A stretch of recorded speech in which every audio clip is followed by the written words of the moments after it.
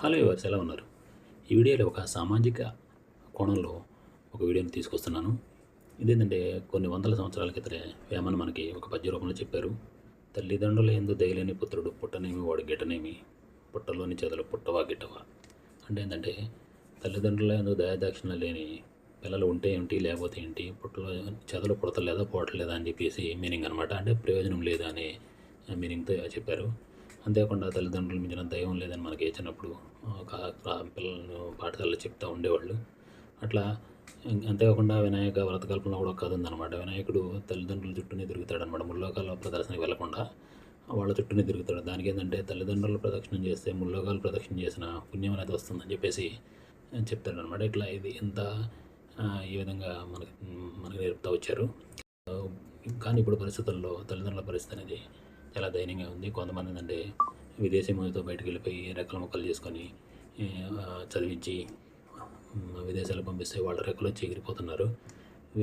అనేక గ్రామాల్లో మనం చూస్తున్నాం. తల్లిదండ్రులు ఒంటరి తల్లిదండ్రులు నిర్లక్ష్యానికి గురైన వాళ్ళు ఎందరో ఉంటున్నారు. ఇకపోతే ఇట్లాంటి వాళ్ళకి సంబంధించి భారతదేశంలో వీళ్ళకి రక్షణ లేదా అని చూస్తే ఇండియాలో కూడా ఒక యాక్ట్ అనేది ఉంది, maintenance of parents and senior citizens act 2007 అని చెప్పి. దీని ప్రకారం ఏంటంటే ఎవరైనా తల్లిదండ్రులని కానీ వృద్ధులను కానీ వదిలిపెట్టేసి నిర్లక్ష్యపరిస్తే గరిష్టంగా 3 నెలల శిక్ష ఉంటుంది, 5,000 వరకు జరిమానా ఉంటుంది. ఇది ఎట్లా ఉంది. అంతేకాకుండా కొన్ని రాష్ట్రాల్లో జిల్లా అధికారులు కూడా భరణం కేసులు కూడా ఉన్నాయి. అవి కూడా వాళ్ళు విచారణ చేసేంత భరణం వేస్తారు. కొన్ని ఫ్యామిలీ మొత్తం కూర్చొని నిర్ణయించుకొని అట్లాంటివి కూడా ఉన్నాయి. కాకపోతే ఇంకొక సుప్రీంకోర్టు ఒక తీర్పు అనేది ఇచ్చింది. ఇట్లాంటి కేసుల్లో ఎవరైతే తల్లిదండ్రులు పట్టించుకోకుండా ఉంటారో వారికి వాళ్ళ తల్లిదండ్రుల ఆస్తిని అనుభవించే హక్కు లేదని చెప్పేసి కూడా తీర్పిచ్చింది. అయితే ఇతర దేశాలు, కొన్ని యూరోపియన్ దేశాలలో కూడా ఫ్యామిలీ సపోర్టు, మెయింటెనెన్స్ లాస్ అయితే వీళ్ళ కోసం ప్రత్యేకంగా ఉన్నాయి.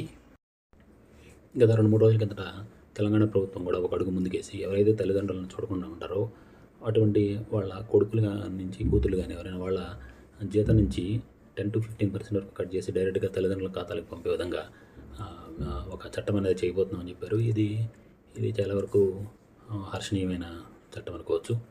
ఇది ఈనాటిలో వచ్చిన వార్త. నల్గొండలో ఒక తల్లిదండ్రులు తమకు పుట్టిన 5 పిల్లల్ని పంచపాండవులు అనుకొని పంచప్రాణాలు పెట్టి పెంచి ఆస్తులన్నీ పంపకం చేసిన తర్వాత వాళ్ళ నిర్లక్ష్యానికి గురై తమకు న్యాయం చేయమని చెప్పి అధికారుల చుట్టూ తిరగడం అనేది వార్తగా ప్రచురించారు. ఇదే రోజు ఎట్లాంటి వార్తలు అనేకం వచ్చాయి. అనేక పేపర్లో కూడా అనేక రకమైన వార్తలు రోజు వస్తూనే ఉన్నాయి.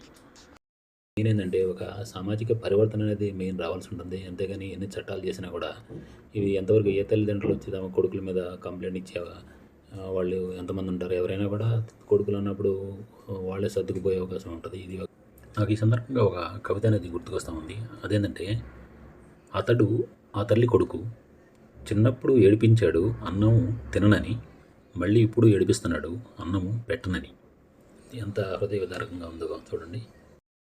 నా ఉద్దేశం ప్రకారము ఈ పరివర్తన అనేది చిన్నప్పటి నుంచే స్టార్ట్ అవ్వాలి. పిల్లలకు స్కూల్స్ నుంచే విద్యా బోధనలు అనేది ఒక అంశంగా చేర్చి ఎవరిని ఎట్లా చూడాలి ఏంటి అనే దాన్ని కూడా చెప్పాల్సిన అవసరం అనేది నేటి విద్యా విధానంలో ఎంతైనా జత చేయాల్సిన అవసరం ఎంతైనా ఉంది.